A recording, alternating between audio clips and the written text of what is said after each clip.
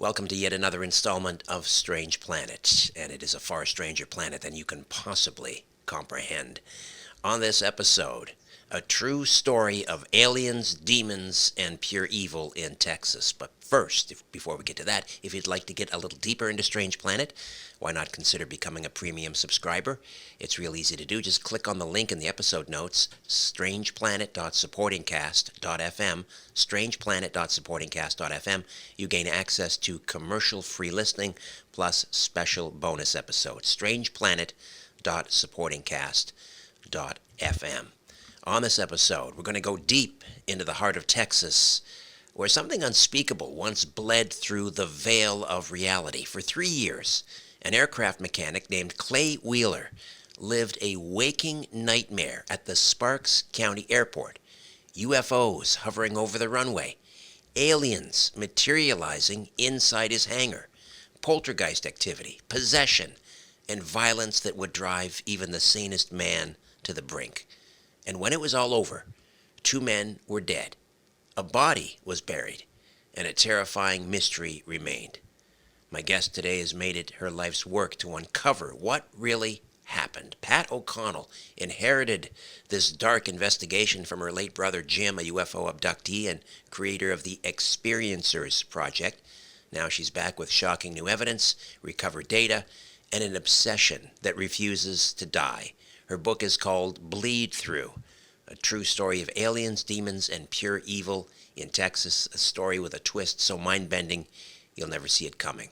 It's the most explosive paranormal case perhaps since Skinwalker Ranch, or maybe even something far darker, something not from another planet, but from another realm entirely. Pat O'Connell, welcome to Strange Planet. How are you? I'm great. Hi, Richard. Nice to be back. Let's just start with the title, Bleedthrough. Obviously, it's more than a title. It almost sounds like a diagnosis. You describe it as a rupture between dimensions where alien and demonic energies leak into our world. What convinced you that this wasn't just UFO activity, but an interdimensional, contagion? Well, being an open-minded skeptic, I went through all the stages of trying to debunk this and that and the other thing, and what could be causing all these phenomena or perceptions of phenomena. And one by one, I ruled them out, ruled them out, ruled them out. So my mind went to, oh my gosh, could this really be true? And, even something as simple as it was a kind of a quirky thing, but Clay claimed to see the runway lights picking up and running around the airfield. And of course, his mom had been there off and on. And she was like, I think you're hallucinating or you're imagining things or something's wrong with you. And then one day she was coming to check on him after he had had an illness. And sure enough, she's driving up to the airport and she looks over at the airfield and sees these runway lights that were flipping around in circles in the air. And this woman is as straight as an arrow. She's the kind of person that if you're going to believe anybody, you're going to believe this person.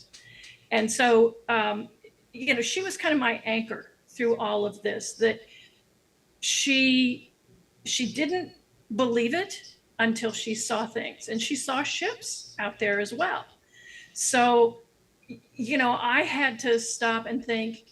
First of all, I knew that my brother believed he had been abducted by aliens, and he had evidence that convinced him, his skeptical self, kind of independent evidence that, yeah, gosh, I really was on a UFO being examined, because this lady I met at a workshop 2 weeks later, she looked at me and said, you're the guy that was in the UFO when I was there. And he had no idea anybody else had seen it. So, I get these little threads and pings that tell my skeptical self that, God, could this be true? And, there's a woman on our team, our investigative team, who several years ago she was late feeding her horses. So she went out to the barn, and when she came out of the barn, she's out in the country. She looks up and there's this huge craft, she said, was the size of a mobile home over her head. And she said it wasn't any higher than the telephone pole. And it was one of those shorter poles that come into your house. It wasn't the higher poles. And she said she just stood there and looked at it for, I think, 10 minutes before it just was gone. It flew off or disappeared or something. And I trust this woman. I believe this woman. And I so desperately want to have that kind of experience myself. And when we, the team, we go out to, when we start doing our investigations, we always make a point to go to the airport on a Saturday night and put our little lawn chairs up, and we look at the sky and hope that somebody shows up. Let's maybe start at the beginning. Who is Clay Wheeler? What do we need to know about who he was? You did a phenomenal job of introducing the story. I don't know that I can really add to it, but Clay had been out at the airport. He was an aircraft mechanic, repair technician, had his own business, had been there for years. And he had a hangar, and there was an office. And then on the other side of the office, he had built an apartment so he and his wife could live there while they built their house on some nearby property that they bought. And so all of this took place out here. And this is, I can't tell you enough how tiny this airport is. No air traffic control, no tower, no nothing. Pilots just have to, watch out for each other and not try to land at the same place at the same time. Sorry, what time frame are we talking about here? This is 1970s, 80s? No, it was the events, the paranormal events started in 2010 for him. 2010. But he had been working and living at the airport for, I want to say, 5 or 6 years before that. Nothing had happened before that. So I'm wondering what happened in 2010 or 2009 that might have started this. So I was looking at, kind of conventional kind of explanations. And was there something in the water? Was there a tower that was putting out some kind of radiation? All kinds of things. So out of the blue, 2010, he started seeing these lights in the sky that behaved in ways that he knew conventional aircraft couldn't move. And he would play laser tag with them. And so as he did that, they would jump around. Again, conventional aircraft can't do that. So that's where it started. And then I guess you can only surmise that the aliens started paying attention to him, and the ships came closer and closer and closer until, some of them landed or hovered over the runway or over the airfield. He had experiences where a UFO would come in, it would hover, and then it would rise up into the air and go right into the ground. And the next day he's out there looking at the runway or the airfield trying to find out if there's a splat there or a hole or something, and there's nothing there. And to this day, there are people living in the same area who have experienced the same thing, where they see these lights or ships and they're diving into the ground.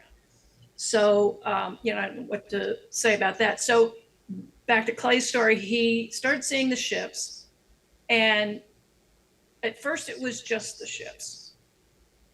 And then he started seeing, I guess around the same time, there was this darkness that fell over the hangar area, the airport area. In fact, a little bit wider area, because there was a crazy suicide, horrible situation with a friend of his nearby. And so he observed that when people would come to work, or when they'd come to the hangar, their mood would change. It would go dark, and they would become aggressive or, combative. And his wife was the worst affected. And she had some really weird episodes where at first she was this sweet, caring, kind person who wouldn't swear if she had to. And then she started swearing like a sailor. And but it was gradual. It got worse and worse. And then these weird things started happening. Like one day she woke up and he said her belly was like she was 8 months pregnant. And she acted like it was nothing. And he's freaking out, thinking, what is wrong with you? We need to go to the hospital. Your belly could burst. And she leaves. And she knocks him out on the way. She knocks him over and he hits his head on the floor. And so he can't chase her. And then he doesn't know where she is.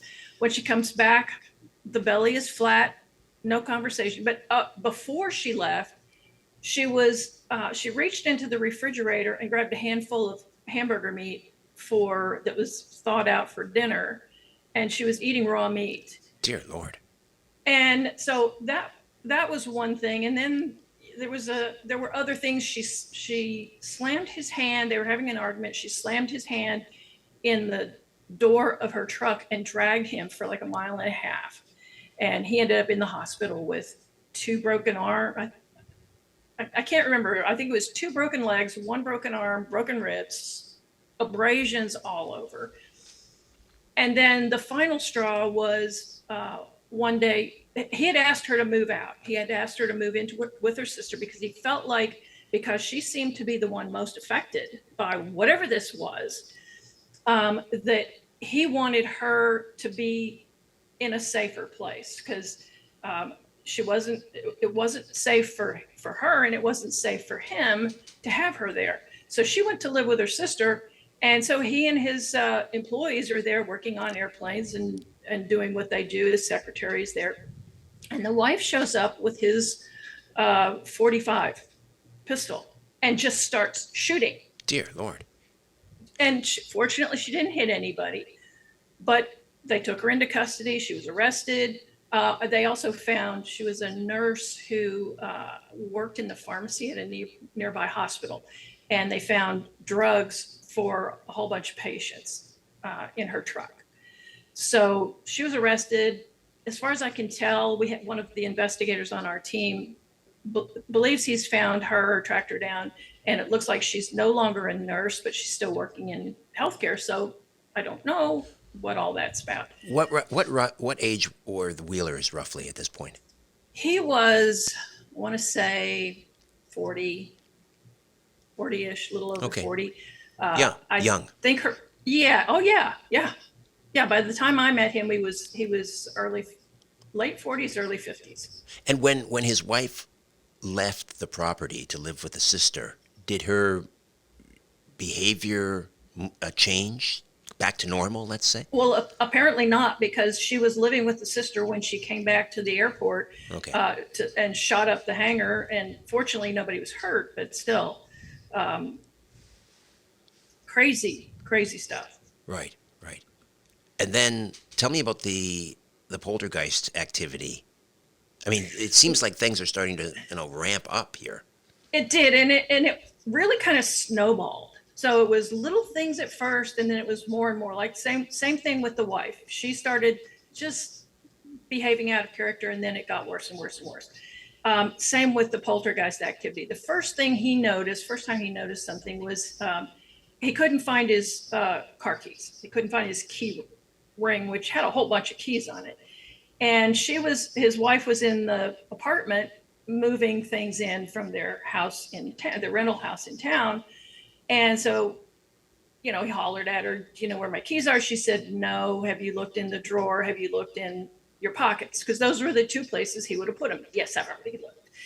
And so he looked everywhere. He goes outside. He had a shipping container outside. He thought where he keeps extra materials that they might need for the repairs. And he went out there, thought maybe he'd left the keys on the shipping container lock. Nope, they're not there. So he looked everywhere he could think of. And, but he had put this, it's called a remove before flight tag. It's a red, like a ribbon kind of tag that you put on airplane parts when you've repaired them. And that's to let whoever know that, okay, we're done with this. You can remove it when you're ready to fly the plane. So he had one of those on his key ring. And so he looked everywhere, and then it was wintertime. The heater kicked in the ceiling of a hangar. Now you can picture how big a hangar is, how tall it is. Right. So the fan clicked on, and he started hearing this flicking noise. And he looks up, and in the rafters of the hangar is this red flag. And it was his keys up in the rafters of the hangar. Maybe Now, 20, 30 feet in the air, 20, 30 feet above him. I think he said it was about 30 feet up. Yeah. Wow. So that was another one of those things. That was the first thing. And then later on, there was a kind of the whole team had been keeping their experiences under wraps because they're working for they're working under the auspices of the FAA. So you don't talk about this stuff. You're going to lose your license. You're going to lose your ability to do your job. So you just don't talk about crazy things. And so everybody was keeping this under their hats. And one day, one of the guys was going to quit. And that kind of triggered a all hands circle meeting where one of the guys says, "Are you kidding? Why are you not talking about this?" He's saying this to Clay. "Why are you lying about this stuff? We're all seeing these things. It's happening to all of us." And then one guy says, "Yeah, my wallet disappeared and it ended up in the supply cabinet inside an unopened box of some kind of supply, Staples or something." And he said, "I had to have the secretary recut my check. I had my paycheck in there. How does this happen?" So they were all having experiences that some of them saw UFOs. And as of this meeting, then they all agreed kind of what happens at the hangar stays at the hangar kind of thing. But they all then admitted what they had seen. And then later on, there were times when he would go out and if he had maybe a friend over that he wanted to say, "Oh, you want to see the UFOs?" Well, he'd get the laser out and start flipping it around. And then one day the ship came in, he was hitting, and I know you're not supposed to shine lasers at objects in the sky. And he knew that too. So that's all I'm going to say about that. But so he's shining the laser, and the thing is jumping around as if to avoid the laser beam. And then it comes in closer.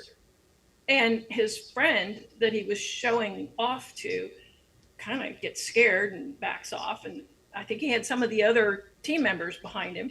And so he takes the laser beam and he starts shooting at it again. Now the ship comes in really close. And it was overhead. It was not super close. Maybe, I'm not a good judge of altitude, but it was maybe 1,000 feet. And he said, all of a sudden, and this thing was right over him, and he said, all of a sudden, I got the worst headache I've ever had. And then he said, then it felt like warm water was being poured into my head and flowing down through my body very slowly. And then, of course, this headache got so bad that he was screaming, and they rushed him inside. And when that happened, he said, I think they were trying to communicate with me, and I found that to be a fascinating concept. What if we see sci-fi all the time where they're communicating telepathically. What if it's a chemical kind of transmission? And that, or I don't know, maybe the beam that they shot down triggered some chemicals in his brain in a way that was configured to communicate things to him. Anyway, he thought they were trying to communicate with him, and his friend said, "No, I think they're trying to kill you." So, and that didn't stop him. I mean, he was so fascinated by what was happening. He said it was like being on the Sci-Fi Channel every night. Every night. And so how is this affecting the business? I mean, is Sparks County Airport, I know it's not a big airport by any stretch, but are they getting like pilots landing there? And were these incidents affecting the safe landing of aircraft? As far as I know, no. But they didn't have a lot of air traffic. I mean, most of the activity there was from his business. Now, to your question, it did affect the business because as time went on, the rumors spread, and some of the employees quit because the the business had a bad reputation, and so they were afraid it was going to affect their reputation. So that kind of went away. And then there was a time where there was a raid of his facilities, I guess, and it was he said there were like 50 law officers. There was FBI, ATF, and he said 3 counties or 3 cities worth of SWAT teams. And they came in and they took his computers, they ransacked his the shipping container. And by the way, he did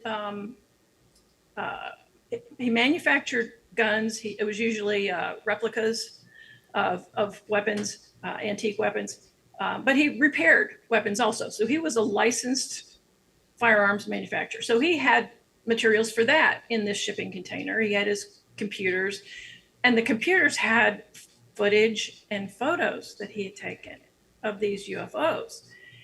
And they ransacked everything. They took the computers. And when they came back, finally, when they brought his stuff back, he said there was a lot of stuff missing from his computer, especially the best footage and videos. So that after that happened, he temporarily lost his license, or it was suspended or something from the FAA. So now that really messed up his business. And so a lot of people had to quit because there wasn't that much work. He was doing work that didn't require a high level of whatever, right, the FAA required. So it just slowly went downhill. And through the whole period of time, he kept getting sicker and sicker.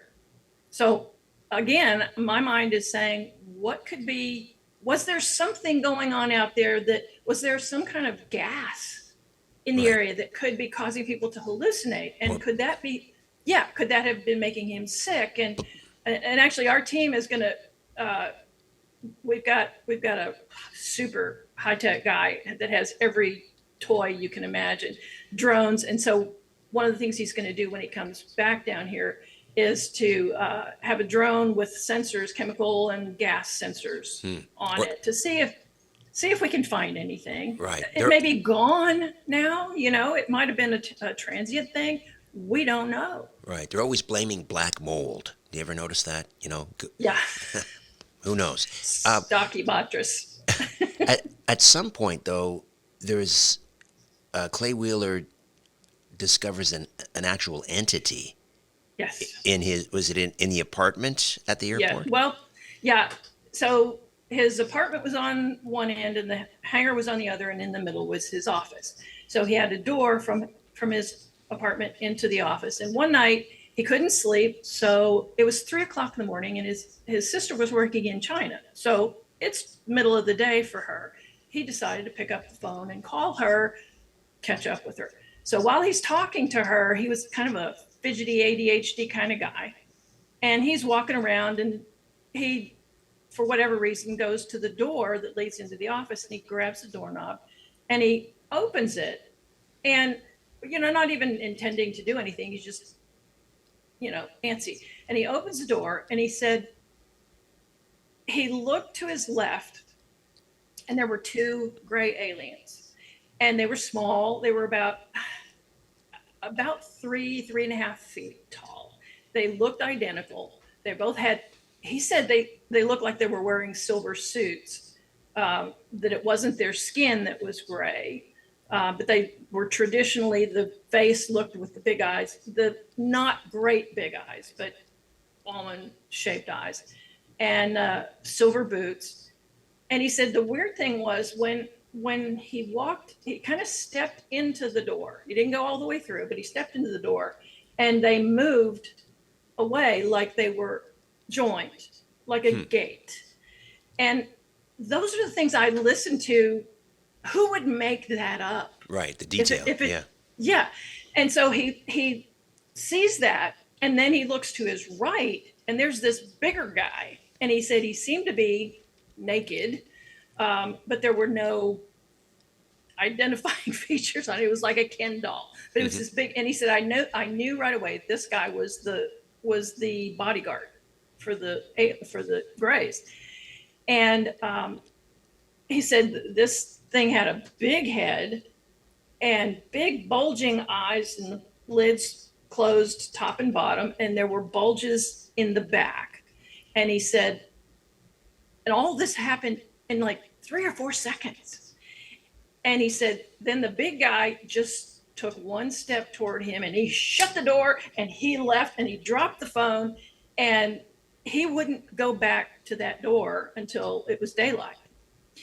And when I've talked to his sister, I said, do you remember this? And she said, all I know is he said, gotta go, and dropped the phone or cut the connection or something. So that was really his first encounter with the beings in his, in his home, in his shop where he lived. Right. Before we get to another horrific encounter,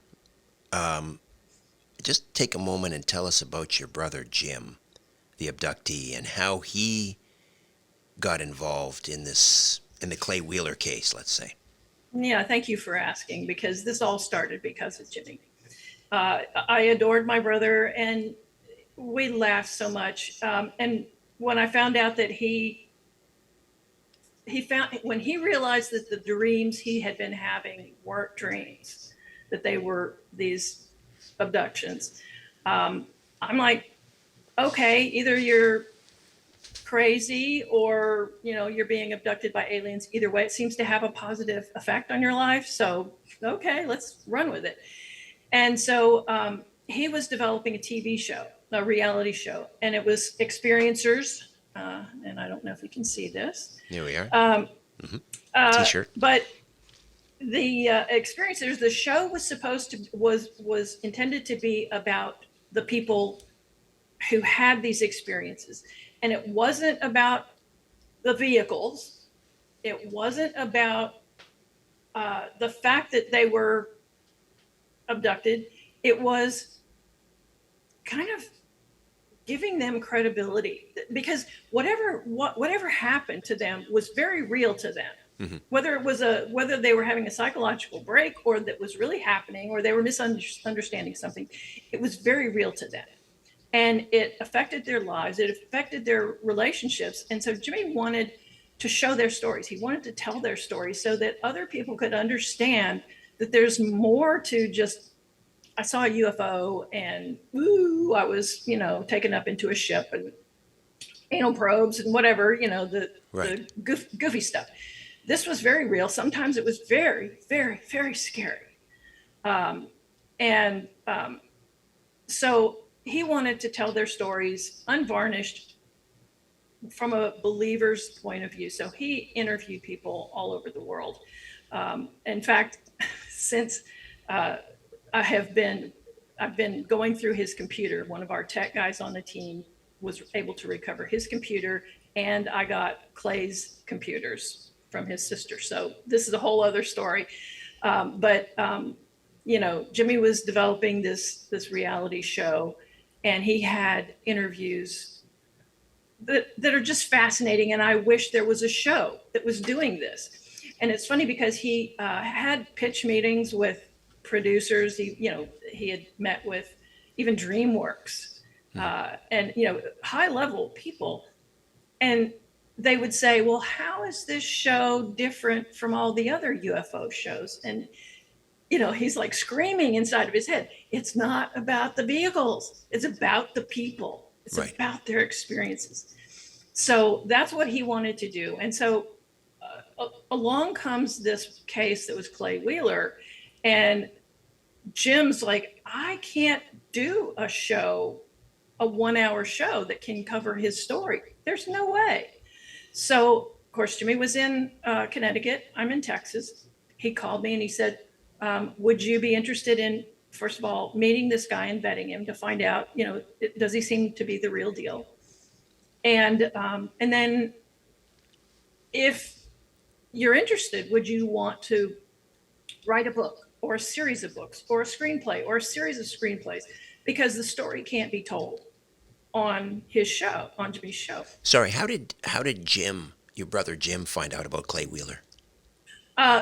Clay was referred to Jim by another researcher who wasn't interested in following the story. It was too crazy for him. So he made the love connection, and then Jim called trying to get a hold of Clay, and he actually got a hold of his mom, Clay's mom, and when he told him that Jim told her that he was a TV producer that was interested in talking to Clay, the mom said, "Oh my God, he didn't tell you about all that stuff, did he?"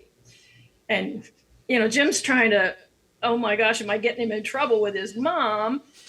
But then we later found out the mom told a story about, she told it to me.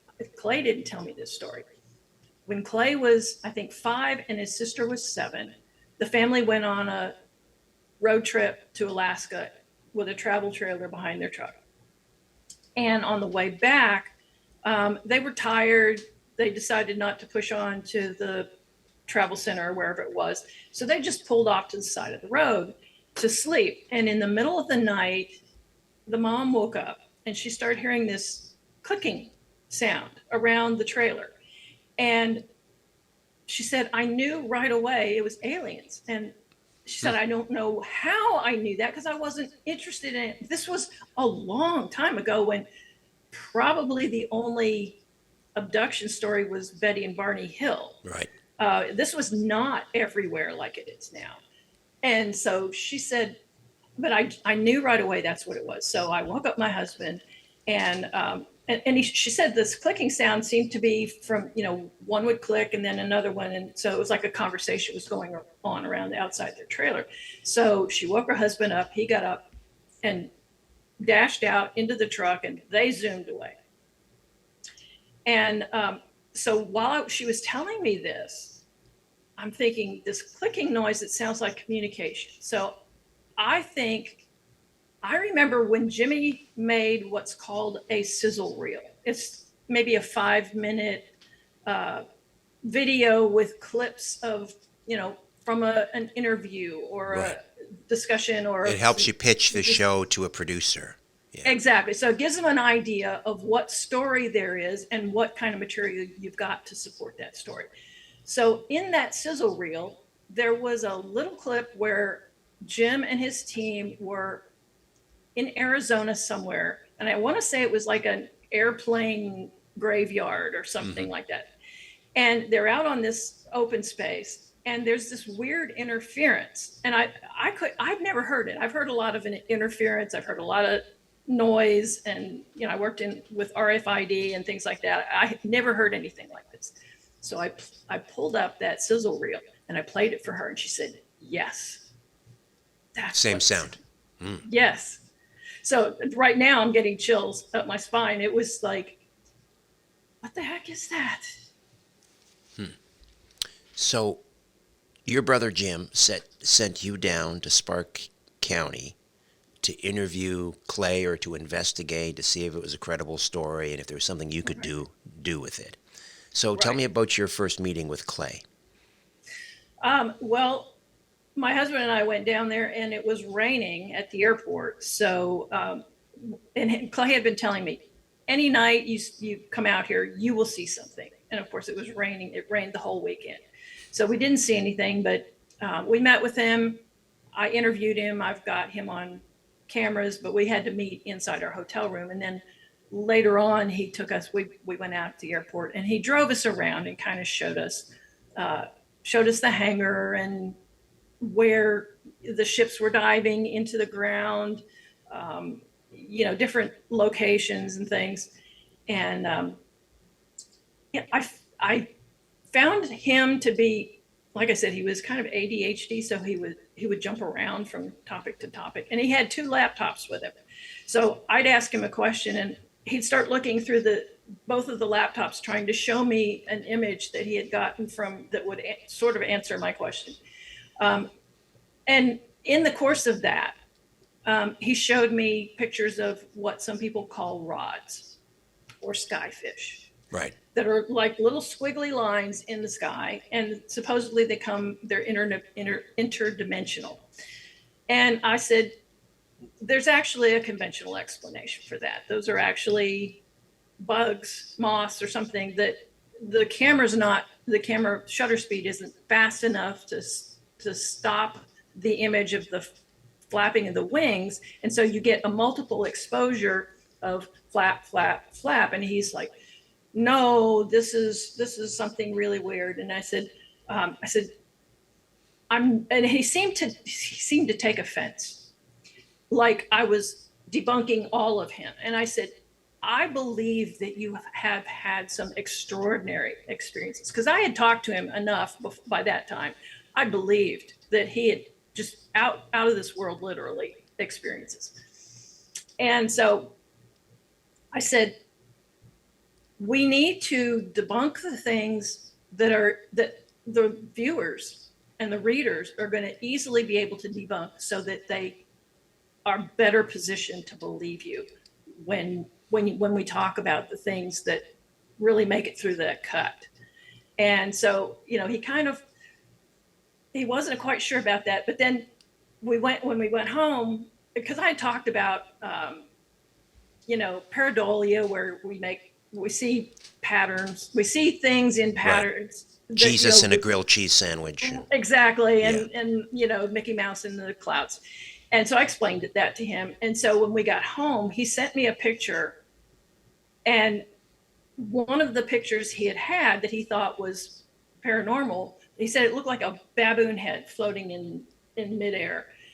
And he sent me an email after we got back that said, I debunked that baboon head picture.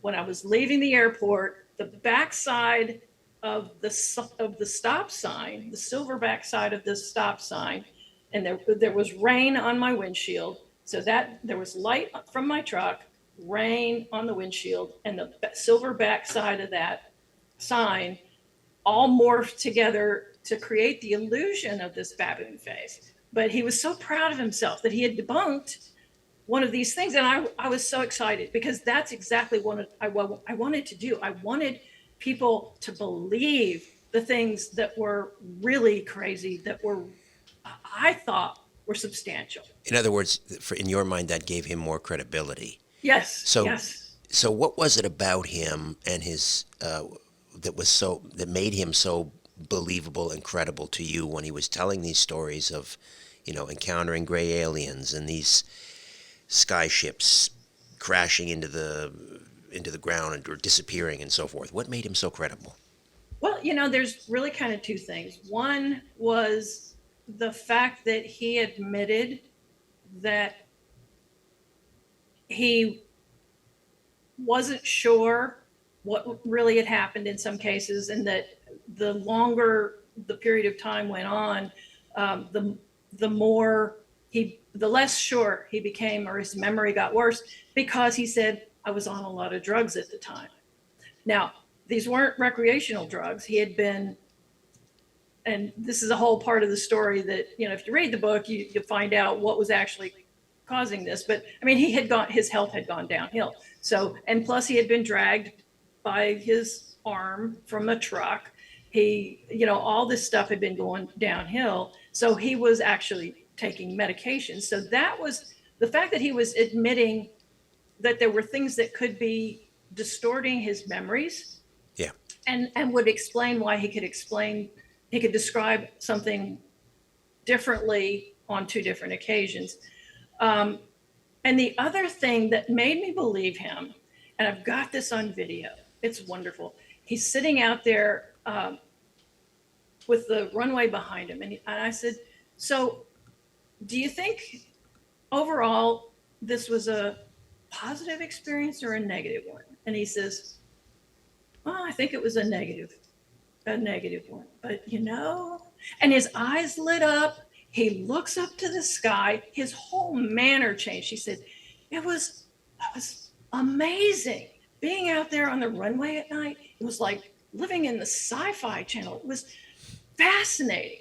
So his words were saying it was a negative experience, and really it was, because it was bad for his health and his life and his work and all that. But he desperately wanted to know the aliens. He wanted to communicate with them. He wanted to know what they knew. And one night he even packed a bag and sat out on the runway. And, he said, I packed 3 days worth of underwear, but only 1 day's worth of extra clothes because I figured they'd give me one of their suits to wear. So, I mean, he was like a little kid when it came to that. So the fact that it was so real to him. I mean, maybe it was all made up. I don't know, but it was that real to him that it felt that real to me. And when you were at the airport, did you see or witness anything? No. Now, having said that, after he was gone, my brother was gone, and Clay was gone. My husband and I went back out there, and we had spent one night on the runway, not literally on the runway, but on the airfield before, the two of us. But somebody had said, you won't see them unless you're afraid, unless you, I don't know, you respect them or something. And I wasn't afraid. I wanted to see them. So the last time when I went out there by myself, I literally was by myself on the runway. My husband was not there. I had my 45 on my hip. And, I don't know if I would have shot anything anyway. I told him I had the mean bullets in there. My 45 can shoot 38s and 45s. No, 357. It was 357 Magnum.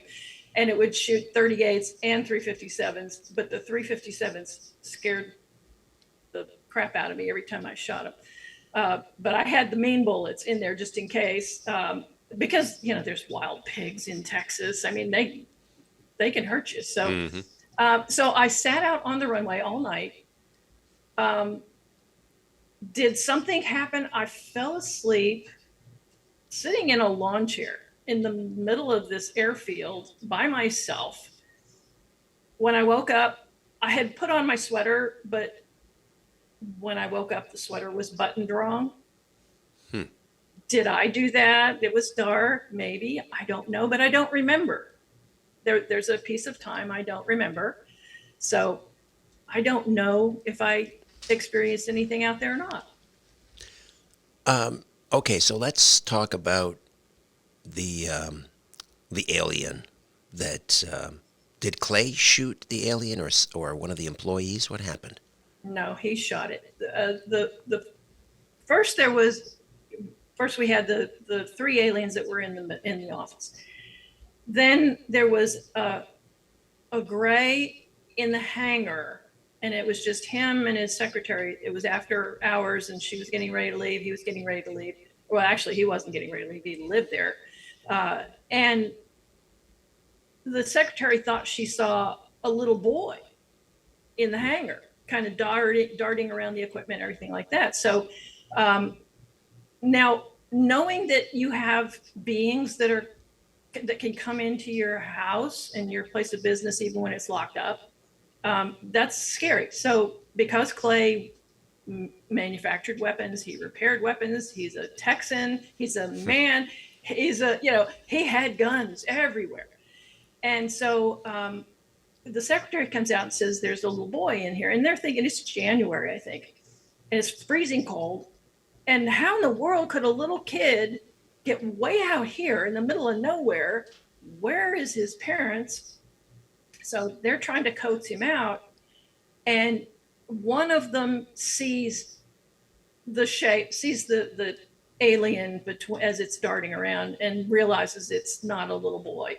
And so Clay yells to the secretary, get out. And so she gets out of the hangar, and he's ready to shoot at this thing. And it shoots out this blue, like a laser beam or an energy beam or something. And it doesn't hit him, but it cuts through everything in its path. It cuts through there's a scaffolding that was being used for a plane repair. It cuts through part of the plane that was in there for repairs. And then it cut all the way through the hangar wall. And, this is steel, corrugated steel. And So that really freaked him out. So if he was carrying guns before, he was really antsy and scared and worried all the time and just, on edge all the time. So when this other incident happened, he was there by himself, and I believe it was during the day. It was on Valentine's Day, and his last employee, who was still hanging in there, had gone into town to get his wife something for Valentine's. So Clay was there by himself, and he finds this, again, small gray alien. He's remembering the blue beam could have killed him, could have, who knows. He takes out the gun, he shoots this thing, and it dies, and it's on the floor. And he said, if you had told me 5 years ago, 3 years ago, that I would have had an alien body on the floor right in front of me and not like put it in the back of my truck and driven around to the Oprah show and, CNN and every place in the world to show off this alien body, I would have said you were crazy. But he said, when it happened, I felt it, and he didn't tell me this until later, but he told me later that he felt like a murderer. Because it seemed human. It seemed human, and because these were the creatures he desperately wanted to talk to. He wanted to know what they know. He wanted to go with them and see their home or go in outer space or whatever. He desperately wanted to be part of that world. And so here was this creature, and he had killed it, and there was no way to communicate with it, obviously. So he was just, his mind has shorted out. His mind just shorted out. So he wrapped it up in a couple of heavy black plastic bags, put it in a box, and he's like, what do I do with this thing? It's going to decompose. I can't keep it here. So he took it to his cousin's restaurant. The cousin had a walk-in freezer at the restaurant. So he's got this alien body, and some of this is almost comical. He's got this alien body in a box that he goes to his cousin and says, I shot this pig, this feral pig, but I promised it to a family that they were going to butcher it and eat it. So could you keep it in your freezer until they're ready for it, or what? I don't know what the story was. So he's got, his cousin doesn't know he's got an alien body in the freezer. And so it took a while for Clay to kind of think about, what do I want to do with this? What should I do? And by this point, I think he was by himself now at the airport. Sorry, did he take any pictures of the dead alien?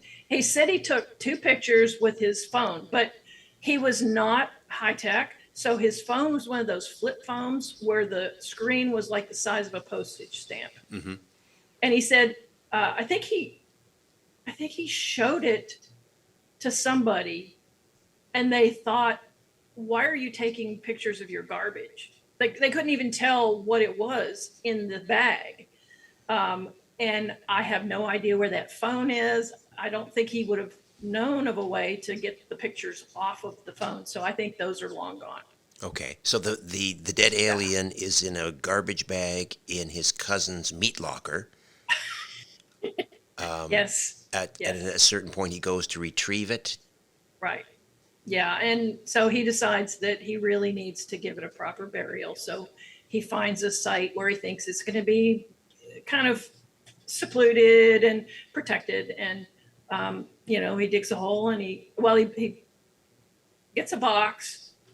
We're not sure exactly what it was. And he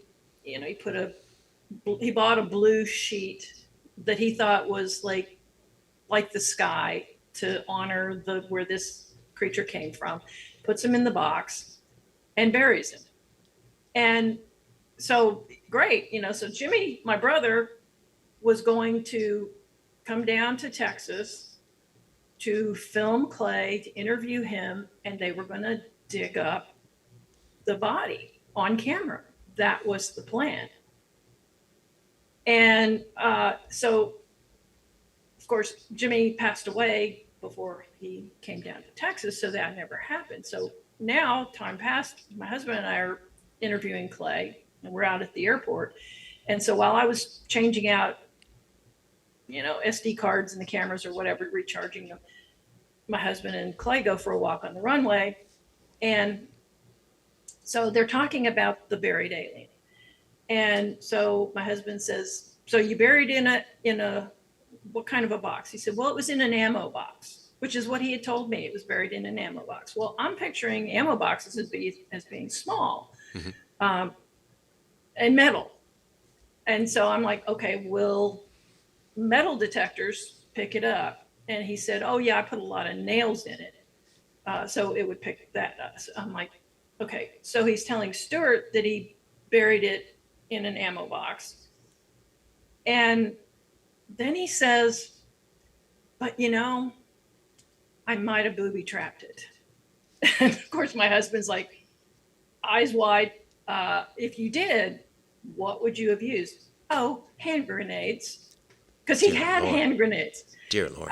Why he had hand grenades, I don't know. They might have been, we have a bomb tech on our team from the military. He said he doubted that those were military issue hand grenades. They might have been dummies that Clay filled with powder or something. He doesn't know. But still, anybody who tries to dig up this thing has to be careful, because if there is some kind of a booby trap in there, you could hurt yourself, you could get killed, you could destroy the evidence. So, we're very, very careful. We're not anywhere close to actually finding the box, but we've got the bomb tech, and once we find it, the bomb tech takes over. Okay, Whatever so in he other words, says, you didn't find it with Clay because he forgot exactly where he buried it. no. And this is one of the weird things. I cannot to this day understand why I never had him show me where it was. I guess because I thought, Jimmy's going to be out here in another month. And I'll come down when he's there. So I don't need to know independently where it is. But it just kills me that I didn't ask him to show me where it was. So now our team is having to put pieces together. He gave us clues. He gave Jimmy and I both directions using paces. So many paces this way, so many paces that way. And then, we've had the team out there with our metal detectors, the ground penetrating radar and everything. We find all kinds of little junk, wire and nails and a few bullets. We found bullets out there. But we haven't found anything. Well, then our IT guy got into the computers, and he was able to retrieve the data on my brother's computer. And there we find a map that Clay had made for him. Unfortunately, the map shows the burial in a completely different direction from the paces that he had told us. So we had been looking in the wrong place the whole time. We had remote viewers looking in the wrong place, and no wonder they didn't find it. So now we're going to have to get the remote viewers back in with the new place. Was he deliberately trying to confuse you, lead you astray, or was his mind maybe, I don't know, drug-addled, or the sickness? What was happening here, do you think? Toward the end of the book, I kind of go through all those questions in my head. His brain was Swiss cheesed. He was terribly ill. And when he died, it was from multiple organ failure. So everything was shutting down in his body. So maybe, I don't think he was on as many drugs that would have caused hallucinations, or I don't think he ever was on drugs that would have caused hallucinations. They were more like for heart rhythm. He had a clot in his lung that he said was the size of a quarter, that would have killed a normal person. So he had all kinds of things wrong with him, but I don't know whether he was, and I've asked his sister, do you think he was telling the truth? And she said, I would believe about 50% of what he told you. So that's another factor that we have to consider. And what about your brother Jim? I mean, his death came just as he was preparing to dig for the buried alien body.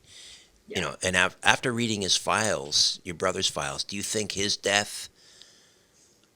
I mean, I don't know how he passed away. Was it? Well, he you know, some of his members, the members of his team, were thinking that one, he wasn't really dead, or two, it had something to do with he was getting too close to the truth. Sadly, I think it was more conventional than that. He knew he had had a heart attack, a silent heart attack. He had had AFib, atrial fibrillation. He got that under control. But what he didn't tell me, and he was proud of the fact that he had gotten that under control with, I think, amino acids or something like that, natural methods. But he didn't tell me about the heart attacks that had shown up, the previous damage from previous silent heart attacks that he had had. But he told his wife, I just need to go to Texas. When I get back, I'll go to the heart doctor and we'll take care of this. He had a heart attack in his sleep. So it was predictable. It was preventable. It was conventional. There was nothing paranormal about it. I believe in the book you connect the events at Sparks County Airport to measurable electromagnetic anomalies and biological effects. What are we talking about here? I don't know what you're referring to. Maybe I'm thinking about when you were wondering aloud whether there was something going on. Like I mean, that was my first process was to look for electromagnetic effects right. that could be causing hallucinations or behavior changes, or like I said, could there be something in the water? Could there be gases that there had been drilling at the south end of the runway for oil, and they didn't find anything, so they pulled out. So I'm thinking, did the drilling tap into a pocket of something, and that this gas or whatever it was either got into the water supply or into the air, and people who lived in the area were, I mean, it's a real stretch for me, but I was reaching for a conventional explanation. And were you able to rule that out? Did you rule it out? We have not ruled out the chemical or the gases, and that's what we're going to have our tech guys do when they come back down, because they've now got equipment on their drones that can look for that. But as far as, you know, I have a Gauss meter that measures actually magnetic fields. Nothing weird. Clay and I both had Geiger counters. He said one night there was some kind of investigator that seemed kind of flaky, and when his Geiger counter went off, she freaked out and she left in a big hurry. I never saw anything. He never really got anything, and he had his Geiger counter calibrated again to make sure that it was working properly. His was the kind like you would see in the 1960s and 50s from the civil defense type thing. Mine was a little small modern thing that could measure finer amounts of radiation, and I didn't really find anything. The only thing I got any reading off of was when I got close to, there are boxes on the runway where electricity is running through to feed the lights, so that wasn't unusual. You use the term pure evil in the subtitle of the book. Yeah.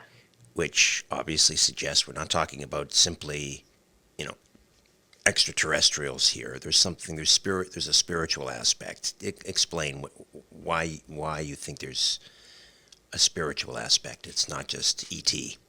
Yeah, there's several points on that. One, one night he saw what he called a plasma angel in his living room. And he did get pictures of it. It's really interesting. Um, and he called it an angel, but he felt like what he was seeing was this kind of a play acting thing where it was good and evil, and there was this dark energy that came up around this bluish white silverish gorgeous energy, and it was like the darkness was trying to overtake the angel, but the angel finally vanquished the darkness. um, there was another time when he said he saw I think it was after the portal opened. He saw a portal one night that opened on the runway, or not on the runway. It was on the airfield near the terminal building, and entities came out. But he said after that portal closed, then he was going to put it. He was getting ready to put his camera away, or he had put his camera away, and then he saw what he said looked like the devil. I mean, the classic devil. It was red, slick, wet, like it was covered with blood. And he said he saw it kind of pushing itself out of the concrete. And he freaked out and he ran. And those are things that happened to him. And then we finally tracked down one of the witnesses that he had given me the names of. And I got a chance to interview him last year. And he told me that he believed all of the things were manifestations of demonic energy or demonic possession, some kind of demonic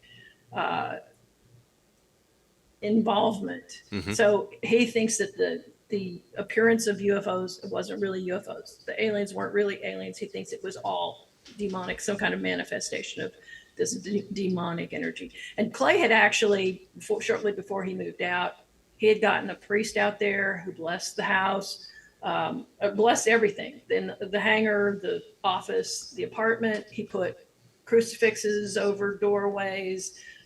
He was carrying holy water with him when he drove us around the airport. He had a gallon of holy water in his back seat. And he had holy water with him everywhere after that.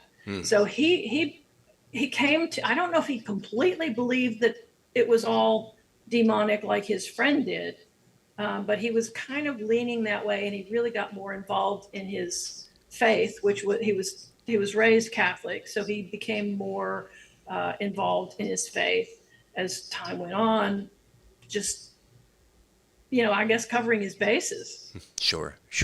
Understandable. Is there something about Sparks County geologically that may suggest that it's susceptible to these types of incursions? I mean, let's use the term bleed-through zones.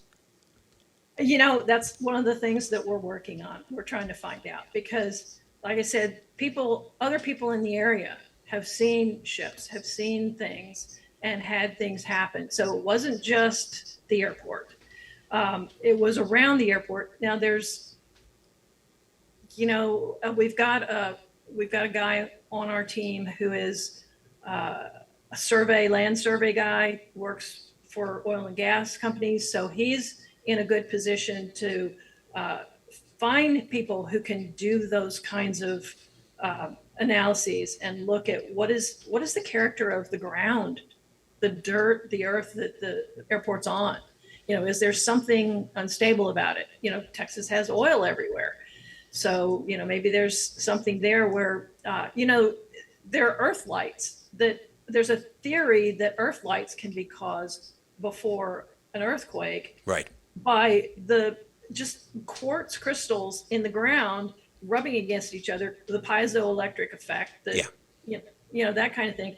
So could there be something like that going on in the ground that could be creating energies, or I don't know, or releasing things?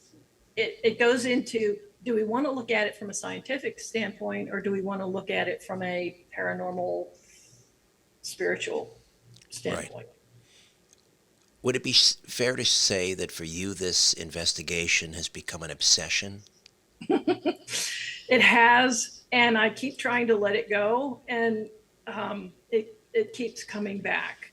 But I have this team that are wonderful, and they're prepared to take over experiencers.com and to continue the work that Jimmy was doing. I mean, they're members of MUFON, and so will they pick up the interviewing experiencers and try to develop a TV show? We do have some interest in making a couple of documentaries. So we have actually a Hollywood producer on the team who wasn't interested until an experiencer with money said, "Oh, I'd like to get involved in that." Mm-hmm. So now we're looking at doing a couple of treatments for 2 2-hour documentaries. One would be covering Clay's story, and then the next one would be covering our investigation. And I tell people this is not going to look anything like Skinwalker Ranch TV show or Oak Island TV show. This is a bunch of goofballs who are just having fun on a treasure hunt. We are little kids in grown-up bodies. And when, our peers are out there getting drunk and watching sports when they get together, we're having an adventure.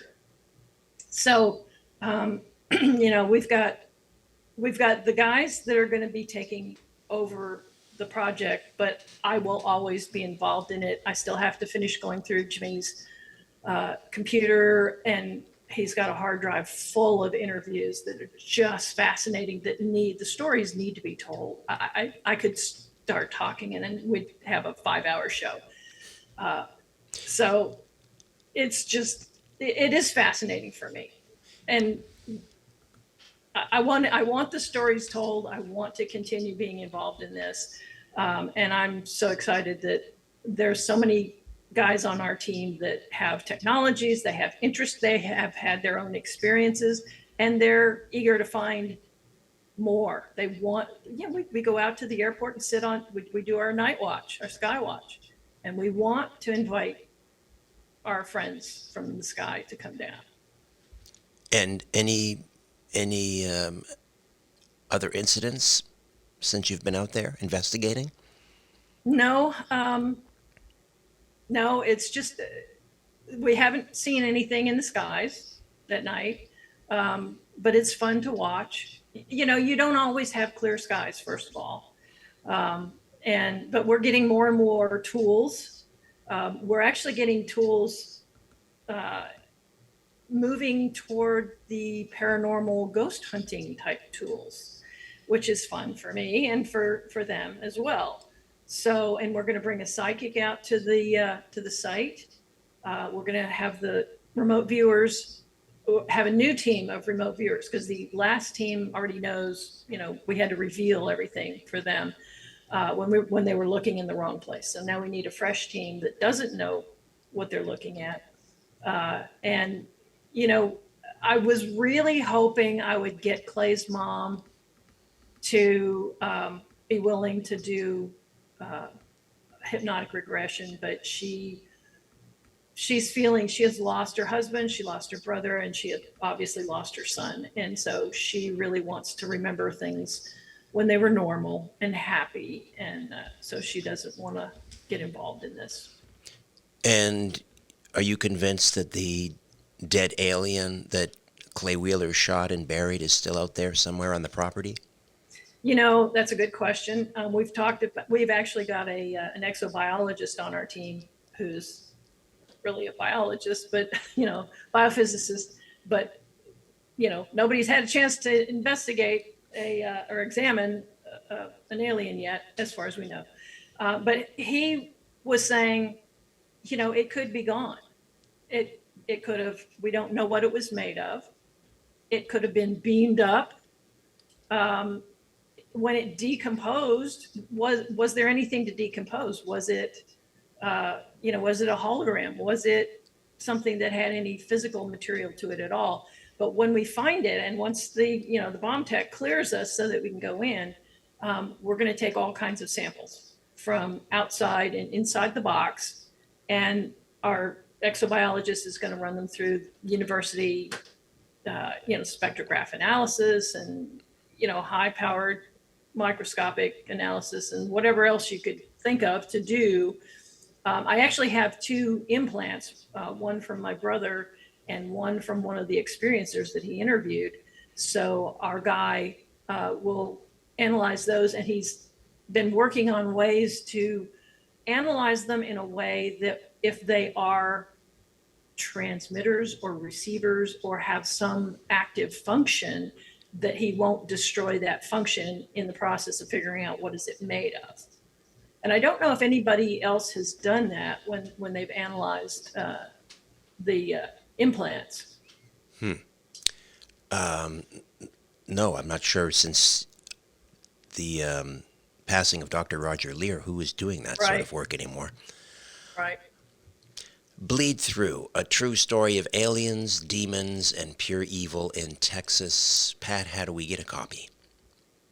It's available on Amazon.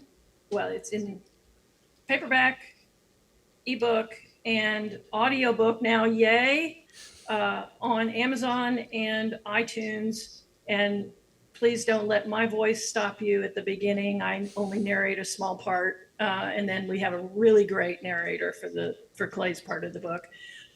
And you can also find that and our book trailer, and keep up with what's going on with our investigation on experiencers.com. That's X with just an X at the beginning, experiencers.com, right here. There you are. It's a remarkable story, Pat. Thank you so much for sharing with us again. Thank you. It was great to be back with you, Richard. A new Richard Syrett's Strange Planet drops every Monday, Wednesday, and Friday.